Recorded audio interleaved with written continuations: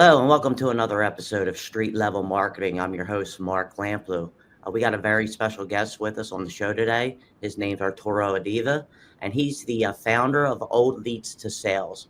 Arturo, thanks for being a part of the show. Thanks for having me. So today we're going to talk about you have a platform you have that uses AI to generate and reactivate cold leads on LinkedIn.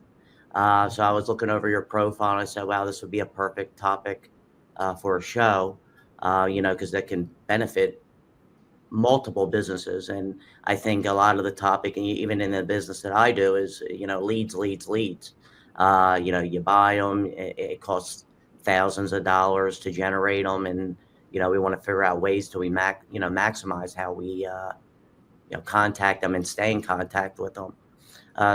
So why do you believe dormant LinkedIn connections are an overlooked goldmine for businesses? I think that all the leads in general, like in your database or even in your email list, you pay a lot for that, and you get only 3 to 5% of the conversion of that. So it's a big sunken cost in all businesses. And I say, instead of keep buying new leads and investing in more marketing and more ads, why not getting a better conversion rate in your database? Like it's we go pay per performance, so it's not a risk for the business. And we thought, okay, why not? Why better approach instead of keep filling a bucket that is most of the times is like has a leak. It's not optimized, so you are losing a lot of money in that process, in that pipeline. Yeah, that makes sense. So how does the cost of chasing new leads compare to reactivating existing ones? This is, with the AI is a new opportunity in that sense, because before AI, it was a really tedious process, like having a salesperson calling or contacting all leads. It wasn't really an option because, salespeople want fresh leads because they have a better conversion rate. But, with this new technology, is a different story, because the AI do the work, and it also feels like a real human, like the way it contacts and how it handles objections and how it goes for persistent for the rebooking and re-engage those leads is something new that happens with this technology. What kind of businesses can benefit the most from focusing on dormant leads? I think in finance world is better because it produces a lot of leads and it's also a high ticket, but it can be used for everything. Like it's e-commerce, it can be for healthcare. So every business that is producing leads, that is advertising, is having probably a big difference between the buyers and their leads, and most of those leads are not converting. It's also just not all leads is just to start with sunken cost, but this technology can be also used for speed to lead. Like these leads can be contacted in the first 5 minutes after doing the opt-in, and there's a huge upside in that, in contrast with calling after 1 day. It's like a 35x increase in the conversion if you contact really fast.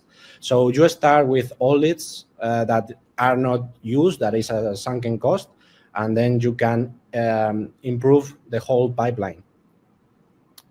Can you explain how past interactions signal a lead's potential to re-engage you?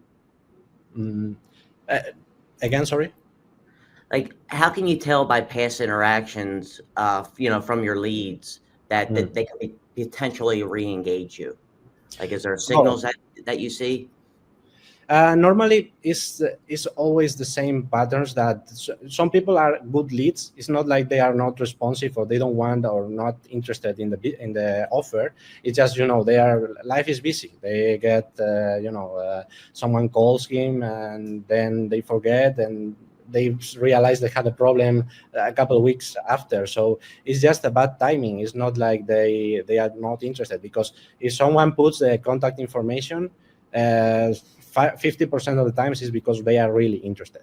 Mm-hmm. Like, and if you only converting 3 to 5%, there's a huge gap there. So that's basically because lack of manpower to really sell to those leads. Now, how does your AI system identify which leads are worth pursuing? Mm, Normally, it qualifies after sending the first SMS.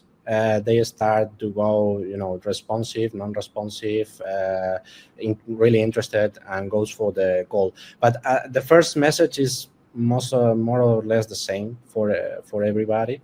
The only difference is normally the segmentation of the company, because maybe they have different offers, or they have different time frames. Some leads maybe opt-in 6 months ago, and others are 2 weeks ago. So you customize the message based on that, the name of the lead, the offer, but that's then after that is go down the pipeline and is going to in the CRM in different stages. But is the first message is the same. So you're responding to these leads with text messages, or like how are you interacting with these? It can be done in different ways, like normally SMS, but it also can be done via WhatsApp. It can be done via email. These are the three most common ways. Like SMS tends to be to work better in the US, because it's not so crowded as email. Email is flooded with different businesses. SMS is a bit more, if you are interested in that business and you get an SMS, you might respond. Right. Do you have any examples of any like companies or that saw some surprising revenue from reactivated leads? Yeah, we are seeing like 20 to 30% response rate in this database that Wow. we're given. Yeah, we're given like that. And this the last one was fabric factory. It was almost inexistent in online world, but actually has some interesting database. And we rescue two sales, but those two sales are like $29,000. So it's big sales. Yeah. Yeah, they were just there, gold in the database. How far back will you go on a dormant lead to try to re-engage?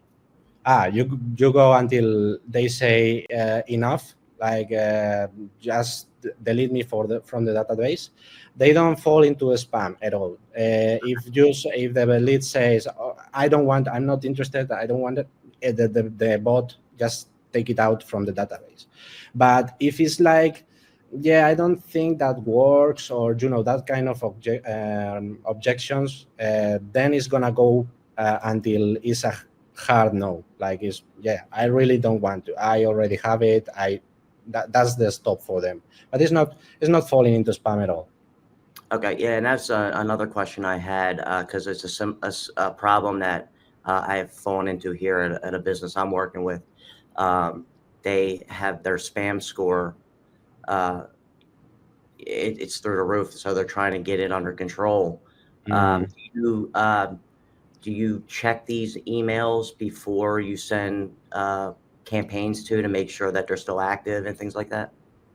Yeah, well, we are more focused on SMS, but the thing is with the email, if you have a really bad score, you really need to check a new way of sending those emails, like warming up a new email domain, and then start that way, because it's really hard to.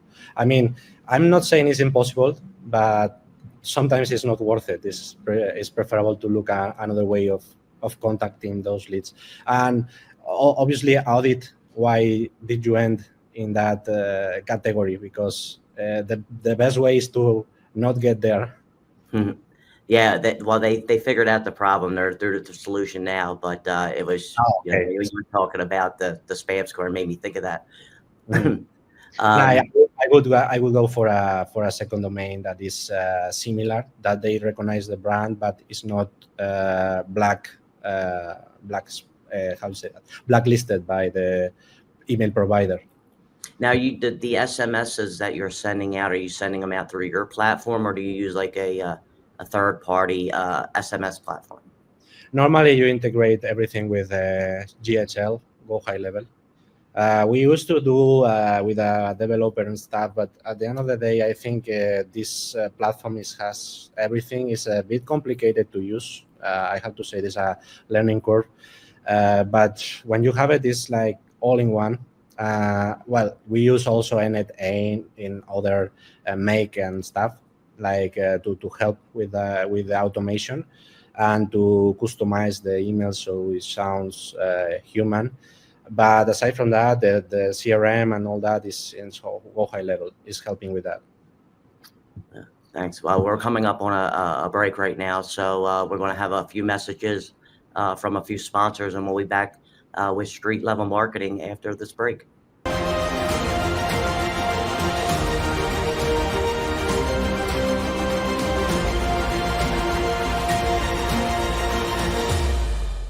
Welcome back to Street Level Marketing. I'm your host, Mark, and I'm here with Arturo.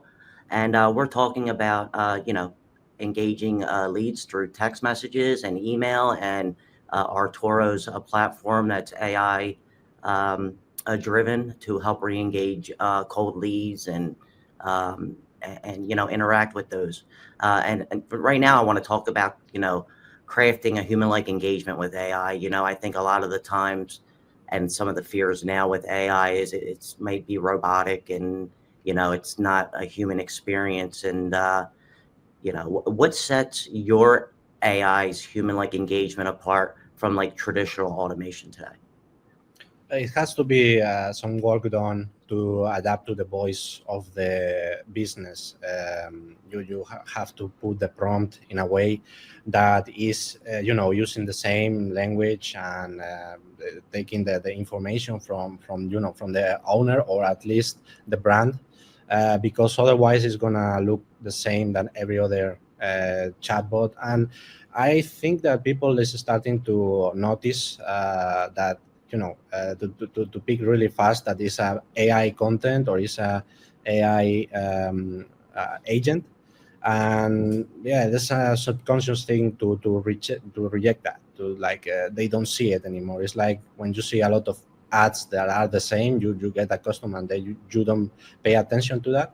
So you have to be really careful to sound like a human and to customize that.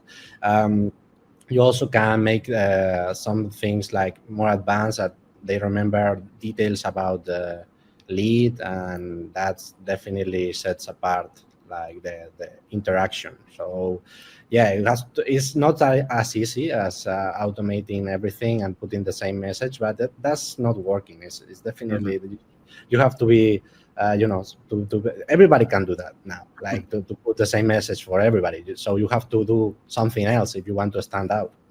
Yeah. Does your are you doing in just English and Spanish, or are you able to do like multiple languages? Like, Yeah.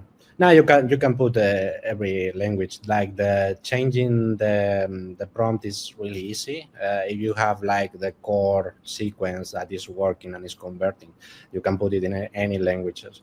Only thing as a business, you try to focus on something because it's a big market already. If you pick Spanish or English, it's a huge market. So but it can be done. It can be done. I know some people that are doing it in Germany, and it's really working like magic. So yeah, it can be done in any language. how does the AI analyze past interaction patterns, to tailor its outreach? Mm, it normally has some scraping for the LinkedIn or the social media, or it has to be some information available.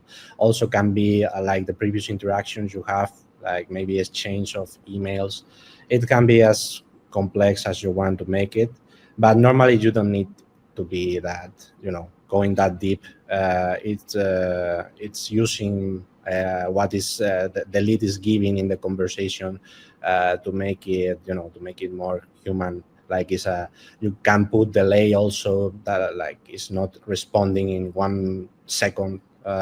So it's try to mimic human behavior, not sound like responding every 5 minutes, like can be delay in a different way, like 1 minute, 5 minutes, 30 minutes. So a bit more arbitrary in that sense. So those ways can sound more human. Does the platform that you use, is it a program that is like something I sign up for and I manage and run, or is it something that I sign up with you and like you kind of manage the campaigns for the customer? No, it can be done in both ways. Might have an interface that regulates everything. Once it's up, like the database is gonna do the work without anybody. But it's true that you need to monitorize and customize things for the first month probably. So yeah, it's gonna be a work with the business to make it happen in a proper way. Yeah. Now, you talked a little bit about the timing and, how to not send it out at the same time all the time. Yeah. Is it something that is specific to each customer that changes based on the patterns of their leads, or is it just some kind of formula in general that you follow to be more human-like? Yeah, normally you have to figure it out with the business. They have to know better about their leads and what they do. And is if the business tell you is put it every 30 minutes or 5, 10, 15 minutes, then just adjust it. Also, you can recommend as a business, yeah, right, this is what we notice that is giving best results. So if it's saying something that is against the results, is you're gonna say it. But it's a process of really customize that bot, that Android to the business, to the brand. Is more friendly, is more formal, is there's a promo now that is you are want to hammer on.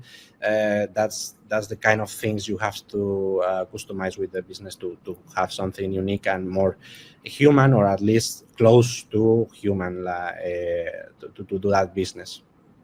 Is there some sort of secret that you have to make AI messages feel more generally personal and not robotic?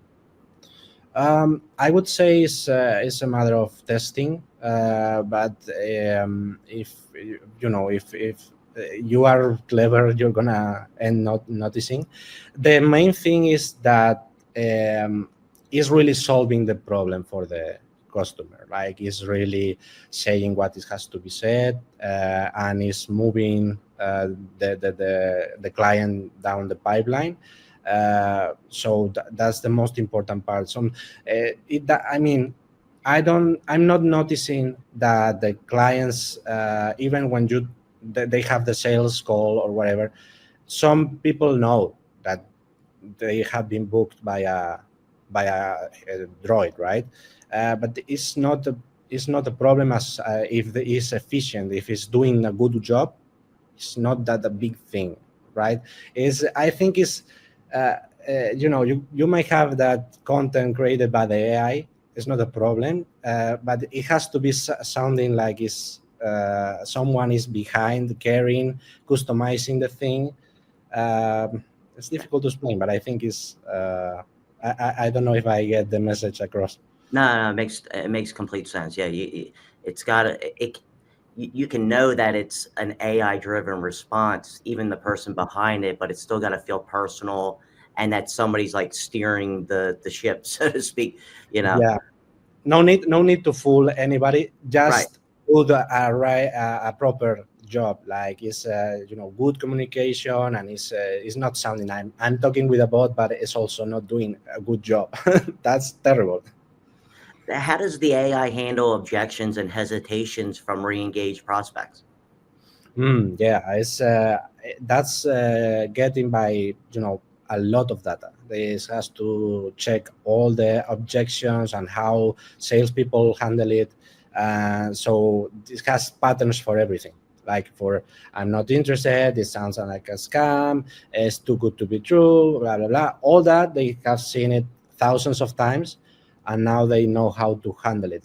And they don't like. It's not rebuttal or confrontation. Is just we understand why you may think like that, but I can give you a specialist that can talk about all these worries, all these fears with you if you are interested. So it's taking it and they're redirecting, addressing the people always to the call. So it's like the good part is that doesn't get discouraged or anything.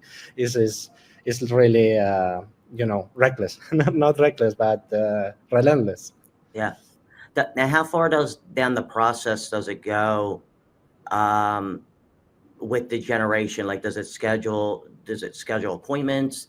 How far down, the pipeline will go till it turns it over to somebody human? Okay. So they qualify for the offer. They are at the point of the business, but also can be done if you are doing e-commerce, for example, is sending the checkout. For if you have an abandoned car, then it's gonna send directly the checkout. You were buying this and you forget for whatever reason, and it says checkout. So it can be done, but it depends. Obviously, if it's a $5,000 ticket, then it's not gonna go directly to the checkout. It doesn't make sense. Yeah, something. I guess it all probably depends on how you complete the sale. I mean, something quick that you can pay for, boom, it gives you a link, you pay for it.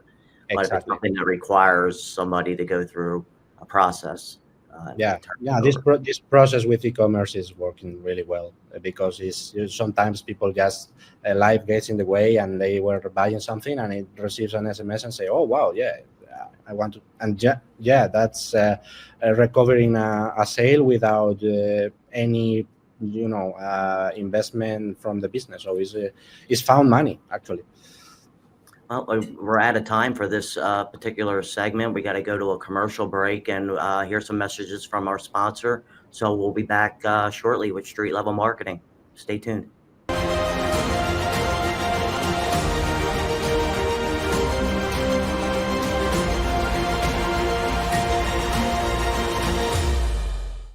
Welcome back to Street Level Marketing with your host, Mark. I'm here with Arturo talking about lead generation with AI and his company and everything he's doing to help businesses take advantage of, connecting with dormant and cold leads and new leads and using AI to streamline that process.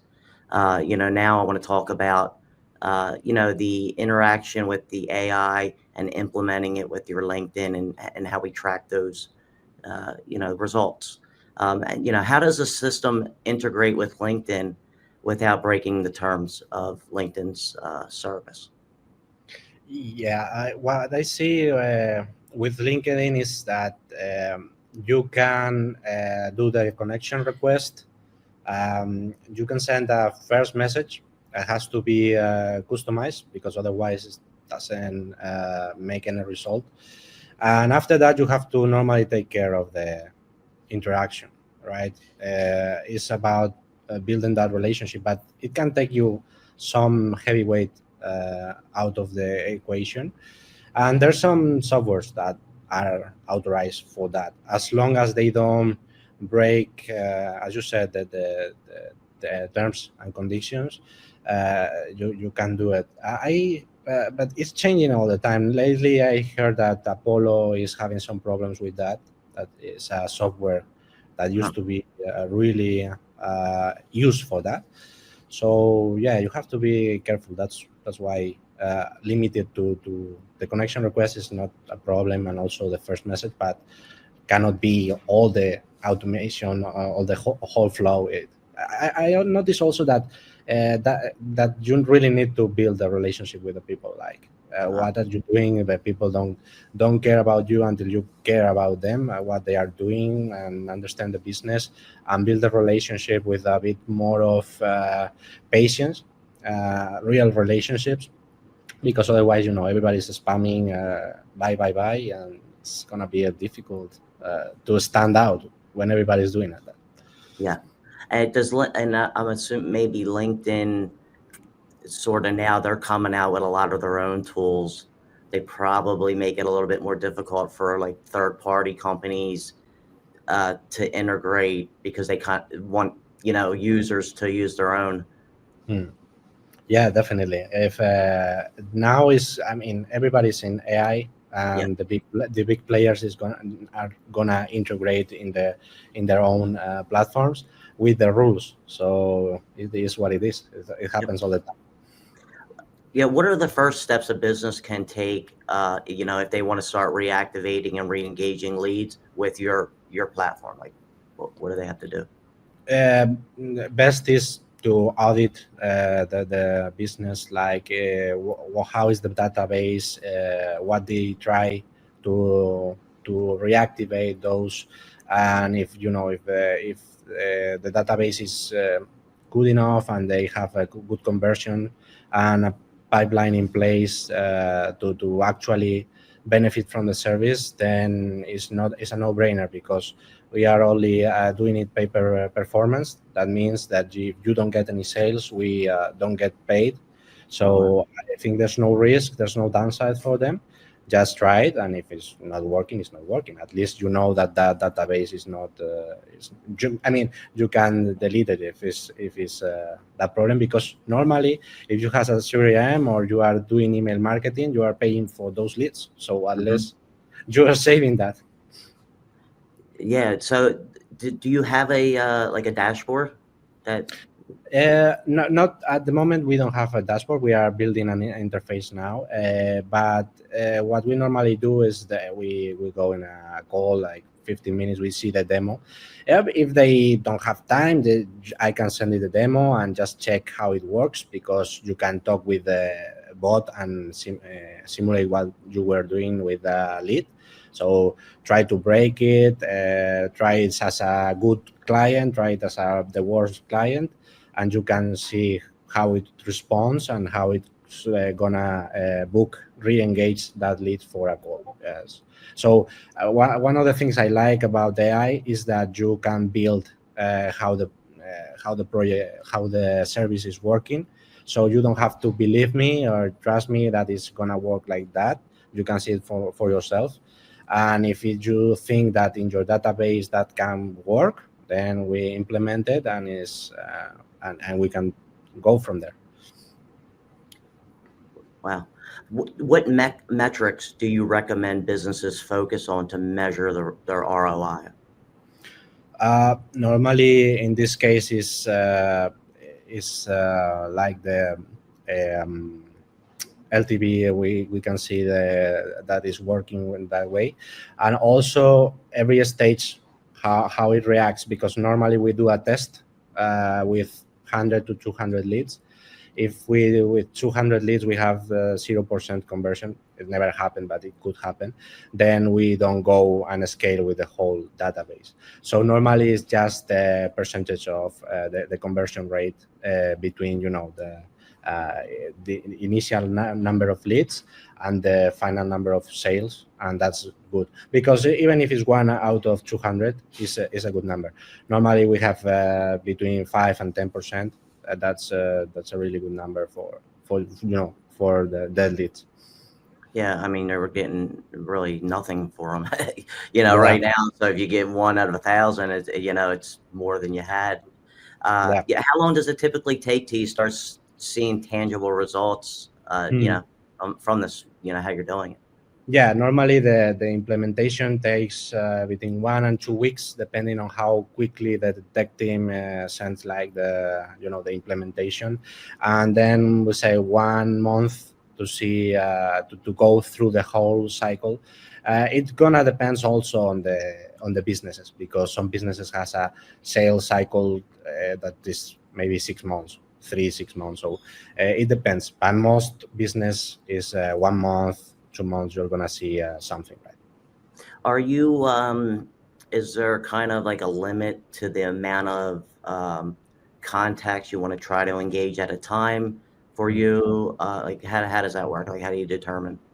Yeah, you have limits. You can send up to, it depends, right? It depends, but you can send up to 10,000 a day if you really get to that number. But normally it's gonna be lower, 1,000 or even less.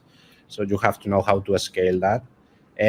I mean, obviously, it's gonna be a problem only for business that are really big databases, but it happens. It happens. You need to know how to do at least 10,000, because it's not one time. It's you're gonna have conversations. So it's not like you have 10,000, you're good. No, maybe you have 1,000 and you are capped with that 10,000. So that's a problem. You need to know how to solve. Yes.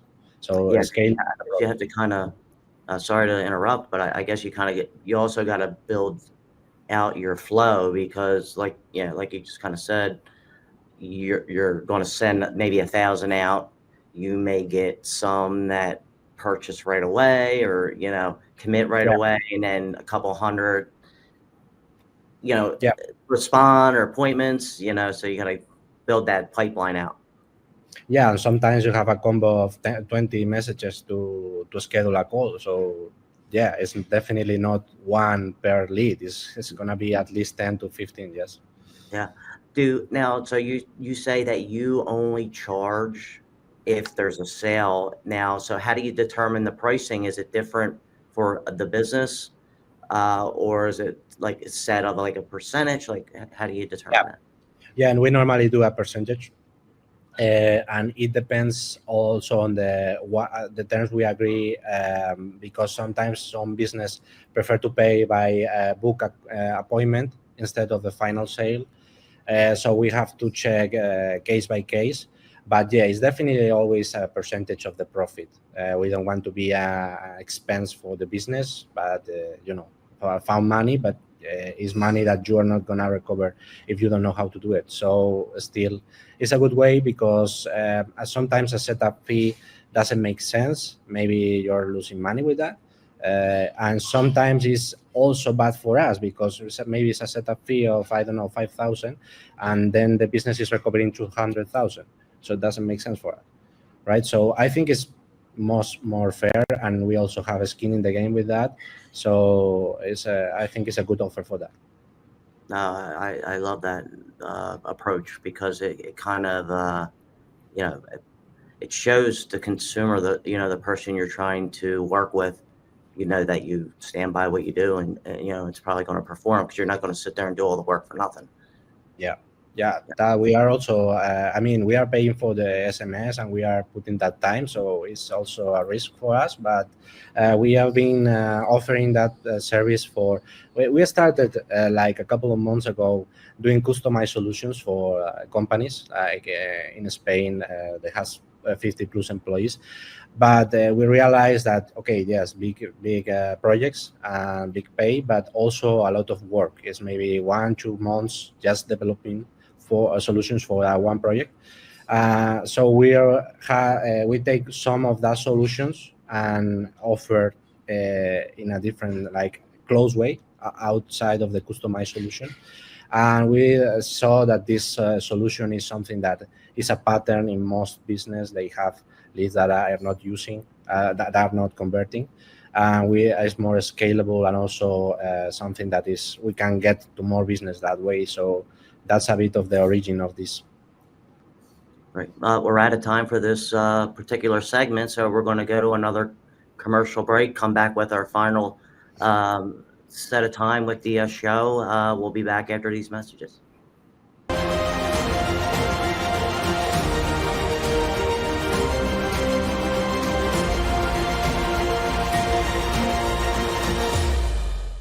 Hi, we're back with Street Level Marketing. My name is Mark, and I'm here with Arturo, talking about generating leads and reactivating old leads and how to maximize those prospects for your company. Now I want to really kind of focus on scaling revenue and building authority, some of those long-term benefits and the future of AI-driven lead reactivation. Because I'm sure, we're just kind of in the beginning phases of this AI stuff, and it's probably going to improve and get better. And, who knows where we're going to be in 2 years from now. It seems like, every day you wake up, there's some new innovation in AI. So how does reactivating dormant leads position a business as an industry authority? uh, I'll say that everything that's bringing profit to the bottom line and improving your money to reinvest is definitely going to help you if you know where to reinvest. Also, if you have something that is more effective and gets you a better ROI, then obviously you're going to be more competitive. So yeah, if every efficiency in the business is gonna help you with that. What do you think the biggest like hurdle is for a business when trying to scale this strategy? But for database reactivation or AI Yeah. integration? Okay. For the AI and going, pretty much rolling this out, like what are some of the biggest challenges they're going to have? I'll say that for AI integration is everybody has this idea that they have to put it in the business somehow. But the problem is that there's difficult to know where to start and what is going to be the impact of that solution, AI solution in your business.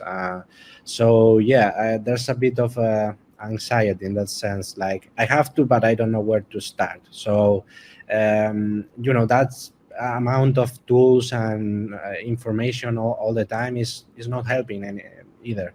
I think it is the rate of innovation that is happening with the AI. I mean, every day with this, and it's a bit overwhelming. But also, it's not as fast and terrible as everybody thinks, because some people I know in Spain some businesses that are still selling websites. So imagine, right, after 25 years of that, they are still doing that, and they have a proper business. I was surprised about that. So it's not gonna be as fast. It's not gonna be like in 2 years everybody's gonna be completely automated. And I also, well, at least I'm focusing more on businesses that are not so easily disrupted by AI, like factories and service-based businesses. So that's also a good tip, I think, because if you are, information and methodologies are not as valuable anymore, because content can be created thousands of pieces, and if you know how to customize and adapt it to your brand, it's not going to be that valuable. But some things that you use in your day-to-day, and you need try to focus on that, because AI is not going to replace that so fast. You kind of hit the nail on the head, and I talk about that a lot too. About you hear a lot of people expressing fear about AI and it taking jobs, and I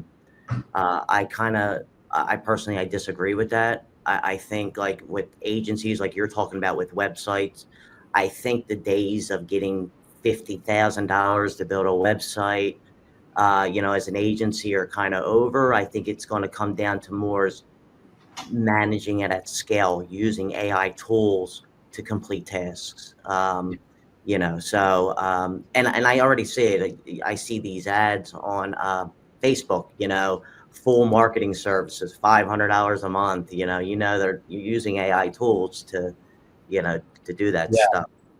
Yeah, no, definitely. I think it's just changing business models, but it's not gonna replace everything. Sometimes the things are just doesn't make sense because it's more expensive to do it with AI, or it just doesn't make sense or worth it, like to change it. So we do the customized solution, and we audit the businesses, and we say, okay, this is the most painful thing, but that's the biggest leverage in the business.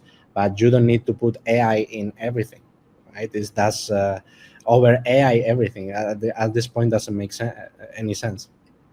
Do you see anything coming in the future that's going to help enhance lead reactivation in a few years that's it's not doing now? Um, I don't think that the process is so complicated that it's gonna be disrupted so much. Maybe maybe you just have an agent that you give it the prompt and is doing the whole thing, like the whole pipeline. Hmm.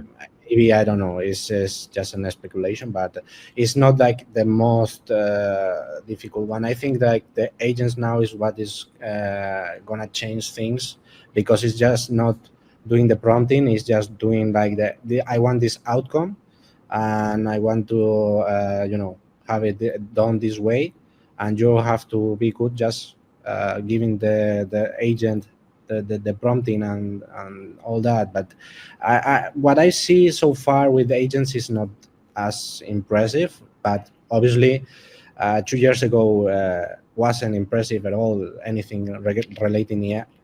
I mean, yeah, okay, ChatGPT was wow, but aside from that, it wasn't anything. But now it's a total different story. So 2 years can change everything. What's some advice you can give businesses that, maybe older generation that are hesitant to trust AI with like their LinkedIn network or their lead generation? I would say that they need to embrace this technology, because it's something that they probably have seen it with internet. Like at this point you have to have something. I mean, I know businesses that are still a bit out of, and they are doing well, but they are really specific things, like I don't know, supply chain and things that has a high barrier to enter. Um, but AI is even more powerful than that. But I wouldn't go like in a rush, like with fear and panic, because that can lead to bad decisions and to trust people that don't know what they do. So yeah, build a relationship with people that are into AI. Go to communities, ask what they need in the business, what is the most painful thing that they can leverage with AI, and step by step. They don't have to put from completely manual to completely AI in a couple of months. It has to be a process of maybe years, but uh, integrate that. Don't put your head in the sand, because this is not gonna go anywhere. Is you have really advantage in the pipeline of the business if you put AI. So it's a tool. Use it, or lose it. Are you using this with any businesses alongside other lead generation tactics like remarketing campaigns Mm. and paid ads?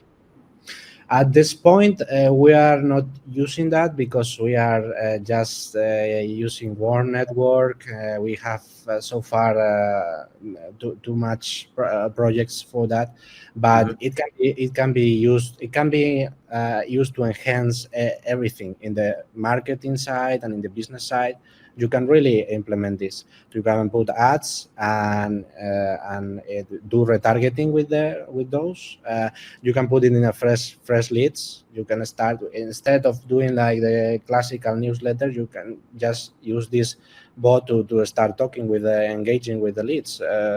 So it's a huge advantage. If you have that speed to lead, you can increase your conversion, like skyrocket those conversions. So yeah, it can be used in any part of the pipeline of the business.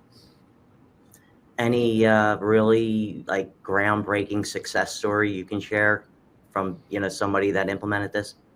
Yeah, we have the last one. It recovers $46,000 in maybe 1 month Oh, of wow. revenue. Yeah, it Okay. was healthcare. I can say that it's a wellness center. There's also a couple of things with debt consolidation. They are recovering 1,029 in 3 months Yeah. that they thought it was lost. So yeah, the thing I found is that it's just not revenue; it's revenue that was completely lost. So Right. that's why it's so impressive, right? So yeah, we have several of things. I mean, it has to be a good database. If it's a database that is bought and has, I don't know, people from whatever, and they don't really know who you are, it's gonna be probably not effective. But if it's leads that are engaged and opt in your funnel and they recognize your brand, it's definitely gonna work. Right. Well, we're coming up out of time, and I want to give you an opportunity to tell the viewers how they can contact you, Hmm. how they get a hold of you. For now, I'm active in LinkedIn, Arturo Adeva. Maybe we can put it after because to spell it. Or also all leads to sales, all leads to sales, everything together with .com. We can chat there. It's just a demo. It's not. You don't need to buy or anything. And also we are paid per performance, so no problem with that. And if it's just LinkedIn, just say hi. We can remain in contact and talk about how we can help your business with that or whatever. I'm still doing customized solutions, so that's another option. Or just talk about the AI. I don't know, or about the weather. I don't care. Well, we'll make sure that we put the visual of with your links and stuff like that on the show. But I appreciate you taking the time to come on and talk to us. This great stuff, and I think tons of business because there's no really upfront risk. Why not? If you got old people that didn't complete sales and you got them sitting in a file somewhere, let re-engage them and see what you can get. I mean, so I appreciate you coming on the show. Yeah. As I said, the worst thing that can happen is that you can take them off from your database because it's probably consuming resources. Yep. Thank you very much. And to all the viewers, we'll see you next time on Street Level Marketing. Thank you for having me. This has been a Now Media Networks feature presentation. All rights reserved.